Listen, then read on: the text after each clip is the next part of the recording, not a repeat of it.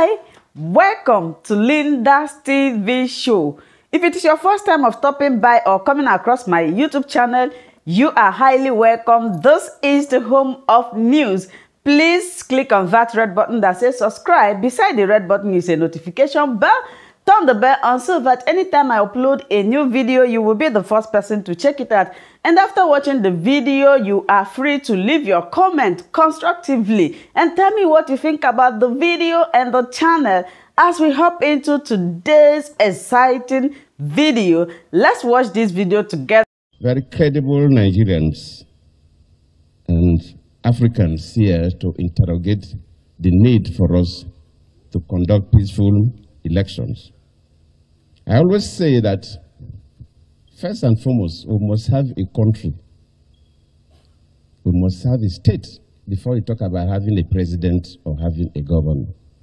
If we destroy the country, then we need a president. We need a president. So anybody who is interested in leadership at the level of a president, governor, senator, etc., you have bigger stake to protect the nation. If you know when nations are in crisis and taking over leadership from nations that are in crisis, you know what I mean. You will not think about economy. And before you know, everything will go down. So both those who want to be presidents and governors or hold other offices and their supporters should first know that we need to have a nation before whoever you are supporting can emerge as a governor or a president. So let me join this team. I actually don't need to read my speech because there's nothing in that speech that has not been interrogated by the guest speaker and the panelists here. It will just be saying the same thing in different words. The young people today, who I'm very, very pleased that this 2023 election, the young people are so interested. Cynthia and your group, and I enjoy them. But like Cynthia and others have said, we must discourage this issue of hate speech, this propaganda that is going on. Because before this time, we were always afraid of the gun as a threat to democracy. But the biggest threat to democracy now that we have is the issue of propaganda, fake news, and hate speech. And anybody that's an advocate of this, a vanguard of this, then you are a threat to democracy just like the gun. So our young people should know that we must all embrace good conduct that could lead to good elections. My duty is actually to thank all of you. First, let me sincerely thank the guest speaker. You flew all the way from New York to come and speak. Thank you very sincerely. Because the timing when we were trying to arrange this, we lose sight of the United Nations General Assembly. And so some other people that would have been here couldn't, including the NSA and others. They are not here because they left with the president. But you come to say you must participate because you believe in West Africa, you believe in Africa, you believe in Nigeria. Thank you so much. Then the discussants, you've done a very wonderful work. You did a very wonderful job. Especially when I said that Bishop Cooker himself had decided to come and participate as a discussant. And the other people, you've done a very wonderful job. We thank you very sincerely. Professor Olukosu that coordinated, my good friend Olukosu that coordinated the discussion. Thank you for doing a wonderful job. And our Ngozi, thank you for the good job you have done. All of you have contributed. Some of my former ministers, thank you. And also thank you for the comments you have made. And all of you made reference to what happened in 2015. We thank God that we saved the country collectively. And I always believe, and that has guided my own political philosophy, that first, just like somebody quoted Archbishop Nikon, and I think I believe in that case, what is the motivating factor that makes a politician want to politics?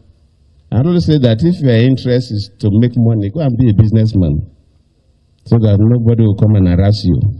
But if you want to go and play politics, should be the people first, not you first.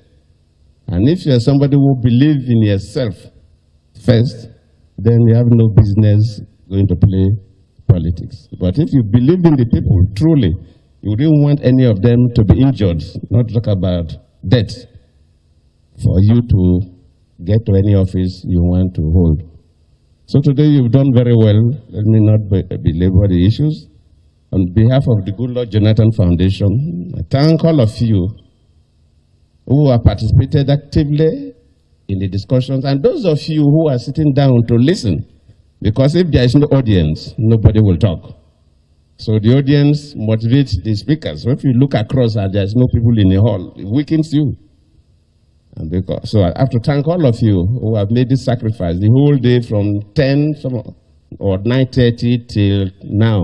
Over 4 hours we've been here interrogating the issue of our next election and where the country wants to go.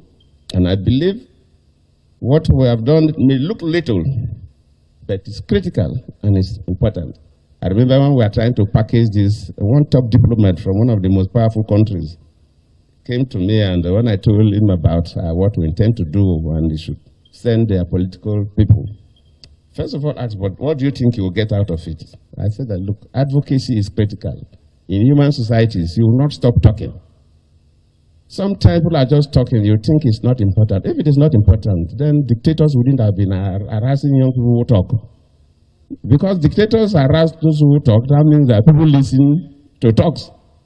And we must not stop talking. And that's a burden of priests like Bishop Kuka. Every day you go to church, the mass, you say it, and the congregation sometimes seems to still be in the same way, but they will not stop talking.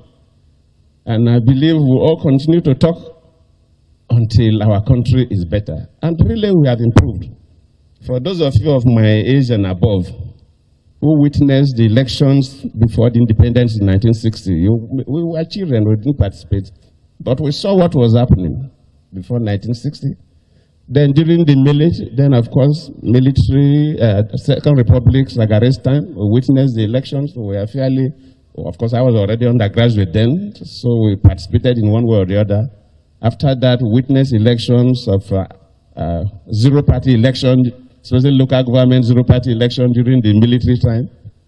And if you look at the conduct of the elections up to today, there's significant improvement. So we should not give hope. There is significant improvement from that time, if you really reflect back. I remember that on zero-party elections, whenever I go to my village, these young people, I was not involved. Election day, before you know, materials will arrive. Some young people will carry the material, run into the bush. Late in the afternoon, they will come out. They are going to Ogbeata, the local government headquarters. Elections have been concluded. Nobody saw anywhere where people were voting. But people won elections. It was that bad.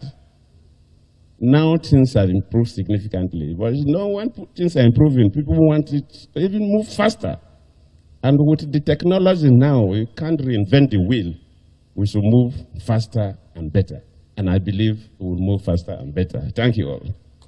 My Lord ordered me to step out of the bar, ordered me to the rope, and said he's committing me to prison for 1 month. I'm waiting for the conviction warrant. So I'm going to your prison from here. I think it's also an opportunity to get to see food after that.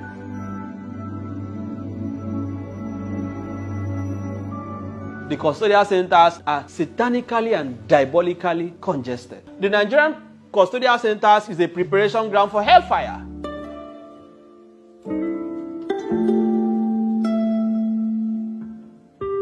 I was in court on the 27th day of July 2022 for continuation of hearing Thank you for always watching Linda's TV show. I will see you again in my next video. Remain blessed. I appreciate each and every one of you, and keep on watching Linda's TV show. If you have not yet subscribed, please, I beg you to do that so that you'll be getting more updates from me. Bye bye.